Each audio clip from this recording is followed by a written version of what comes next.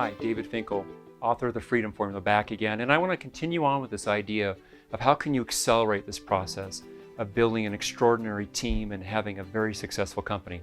And I want to share with you one of the things I share in the chapter on Build Your Leadership Team. We call this Can't Do, Won't Do, Don't Know How.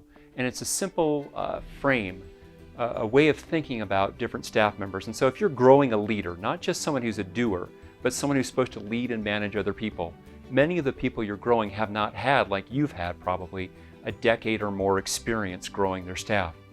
And so I had a friend who runs a $100 million plus a year business share with me a simple idea, and he did this years ago, and it stayed with me. It's such a great idea.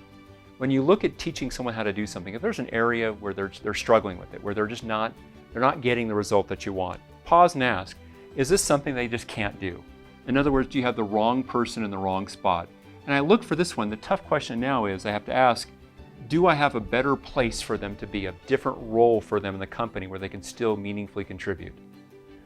The second thing you could say when they're not getting a result in an area, you can say is they just simply won't do the right thing. Won't do is easy. This is an easy decision for you. This person needs to go back into the job market and work for somebody else, right? They should not be working for you. The don't know how, what that means is you have an opportunity to train and an opportunity to develop this person over time.